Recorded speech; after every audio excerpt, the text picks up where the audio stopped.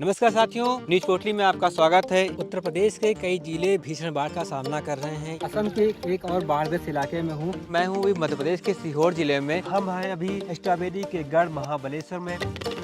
नमस्कार, मेरा नाम अरविंद शुक्ला है। मैं एक कृषि पत्रकार हूँ।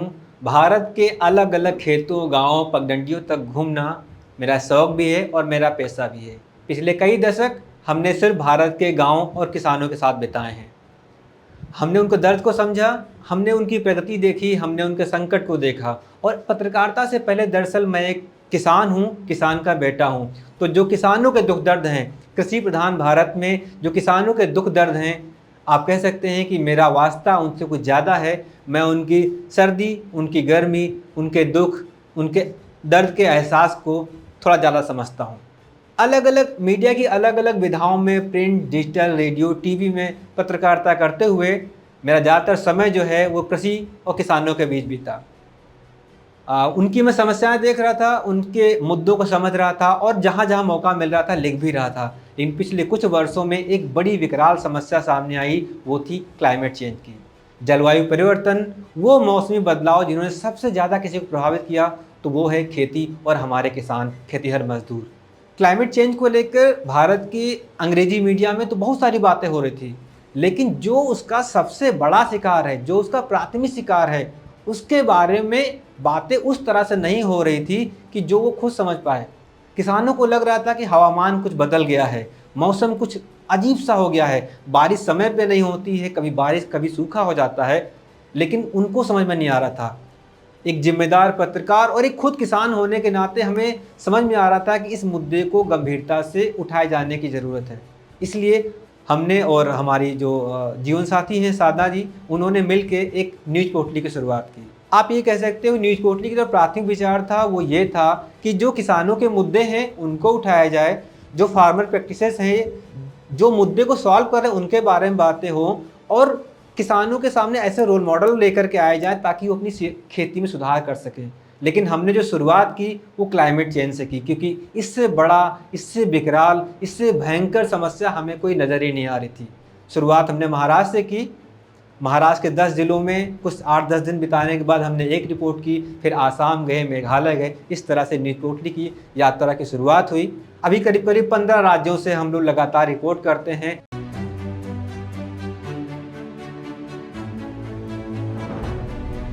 बहुत सारी ऐसी रिपोर्ट, ऐसी घटनाएं हुई जिन्होंने मुझे सिर्फ प्रभावित नहीं किया बल्कि झकझोरा। साल 2017-18 की बात होगी, मैं महाराष्ट्र के नांदेड़ गया था। वहाँ लोहा तालुका में 32 साल के किसान ने सुसाइड किया था।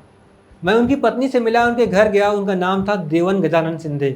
वो अपने पीछे 2 बच्चों, पत्नी और माँ को छोड़ गए थे, और साथ में था कई लाख रुपए का कर्ज। उस घर पहुँचने के बाद, उस परिवार को मिलने के बाद मुझे समझ में नहीं आया कि मैं क्या करूं। पत्रकारिता दूसरी तरफ हो गई थी और मुझे लग रहा था ऐसा क्या किया जाए कि इन किसानों के दर्द को, इन किसानों की मुश्किलों को और जिस संकट में लोग जूझ रहे हैं उसको आगे लाया जाए। साल 2022 में जब हमने न्यूज़ पोर्टली की शुरुआत की तो उसी महाराष्ट्र से की, उन्हीं इलाकों से की जहाँ पे गजानन सिंधे ने आत्महत्या की थी।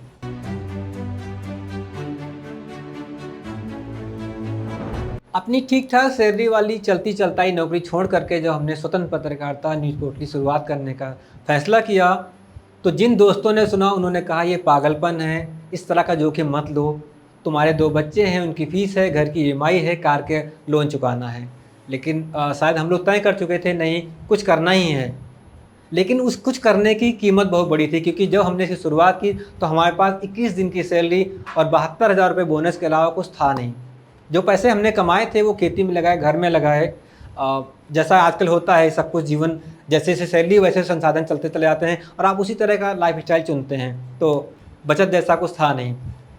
शुरुआत में ये भी लग रहा था कि जब इस तरह की पत्रकारिता करेंगे, गंभीर रिपोर्टिंग करेंगे, लोग पसंद करेंगे, हो सकता है लोग सपोर्ट भी करें। और एक ये भी था कि हम बड़ा हिस्सा इसका कमाएंगे स्वतंत्र पत्रकारिता करके, दूसरे मीडिया संस्थानों में लिख करके। लेकिन मौलिक रूप में ये हो नहीं पाया। जो स्वतंत्र पत्रकारिता से दूसरी रिपोर्ट करके जो मिल रहा था वो इतना कम था कि हमारी खुद की ग्राउंड रिपोर्ट करना मुश्किल हो रहा था। हालांकि इस दौरान साधना जी, जो हमारी जीवन साथी हैं, न्यूज़ पोर्टली की को फाउंडर हैं, उन्होंने एक जॉब ज्वाइन कर ली थी। 18-19 हज़ार रुपये मिल रहे थे, इसलिए किया गया था कि बच्चों की फीस जाती रहेगी। लेकिन जैसे जैसे ये सफ़र आगे बढ़ा, ये सारे पैसे इतने कम हो गए कि बच्चों की फ़ीस ही जाना मुश्किल होने लगा। कई बार उनके नाम कट गए, जो लोन है वो नहीं चुका पाए, तो फिर एनपीए की नौबत आई।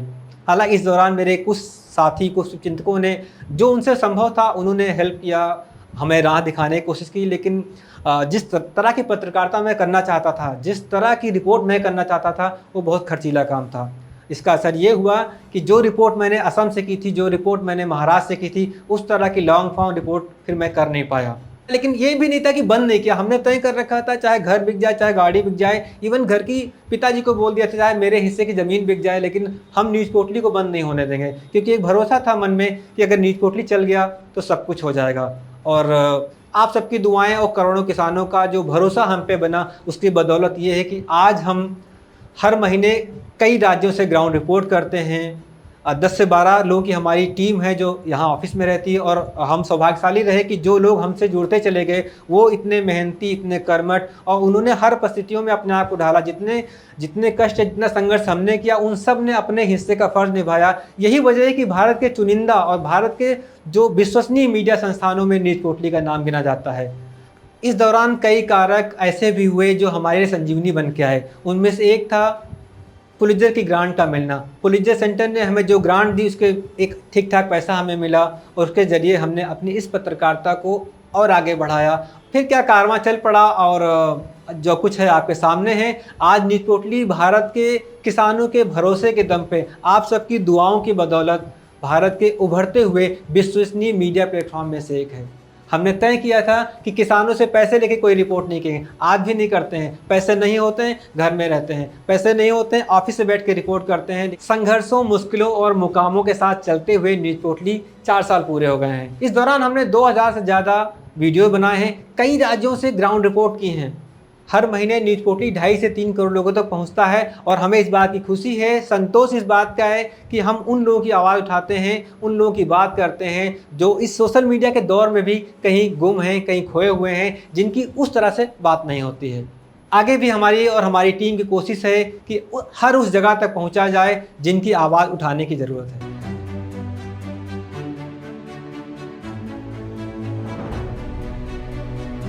अगर किसान की मुश्किलों की बात की जाए तो जलवायु परिवर्तन यानी क्लाइमेट चेंज सबसे बड़ी मुश्किल है, क्योंकि इस पे उनका जोर नहीं है। किसानों की जो दूसरी सबसे बड़ी मुश्किल है वो है छोटे छोटे खेत। भारत में 86% किसान ऐसे हैं जिनके पास 2 हेक्टेयर से कम ज़मीन है। इतनी छोटी लैंड में खेती को लाभकारी बना पाना, एग्रीकल्चर की प्रैक्टिसेस को कर पाना मुश्किल काम है। तीसरी किसानों की जो सबसे बड़ी समस्या है वो नकली, मिलावटी खाद और बीज की है। अगर एक बार किसान को नकली बीज मिल गया तो उसका पूरा सीजन बर्बाद हो जाता है। लेकिन ये देश का दुर्भाग्य है, ये हमारा दुर्भाग्य है कि भारत के जो भाग्य विधाता हैं, जो हमारे अन्नदाता हैं, उनके लिए जो सबसे प्राथमिक चीज़ है बीज, खाद, पेस्टिसाइड, उनकी धांधली, उनकी मिलावट, उनकी जो अंधेरगर्दी है, और जो कुछ लालची टाइप के जो दुकानदार हैं जो किसानों का शोषण करता है, उनके लिए हम कोई सशक्त कानून नहीं बना पाए, और वो किसानों का शोषण लगातार कर रहे हैं। चौथी जो किसानों की एक बड़ी समस्या है वो है फूड प्रोसेसिंग सप्लाई चेन का अभाव। आप देखते हैं कभी टमाटर जो है 100 रुपये किलो बिकता है, कभी 1 रुपये किलो बिकता है। अभी प्याज जो है 50 पैसे किलो तक नासिक के किसान बेच रहे हैं, और कभी 100 रुपये किलो हो जाता है। लेकिन आप एक किसान से पूछेंगे तो कभी नहीं कहेगा कि मुझे 100 रुपये का रेट चाहिए। किसान चाहता है उसे 25 से 30 रुपये का रेट मिले, लेकिन हमेशा मिले। और ये हो सकता था सरकारी पॉलिसी से, ये हो सकता था फूड प्रोसेसिंग से, ये हो सकता था अच्छी सप्लाई चेन से। उसका अभाव जिसकी कीमत हमारे किसान चुका रहे हैं। पिछले 2 दशक में गांव खेत घूमते हुए जो मुझे सबसे बड़ी मुश्किल नजर आई, वो मुश्किल जिसने हमें कृषि पत्रकार बनने को तरफ प्रेरित किया, एग्रीकल्चर एक्सटेंशन। भारत में जो कृषि का प्रसार है, जो नई टेक्नोलॉजी, नए इंटरवेंशन, नई इनोवेशन, नए खाद बीज के बारे में जो किसानों को जानकारी दी जाने की जो प्रक्रिया है, वो इतनी सुस्त और इतनी लचर है कि किसानों के हाथ कुछ आता ही नहीं। कोई किसान कैसे समझ पाए कि उसे क्या करना है।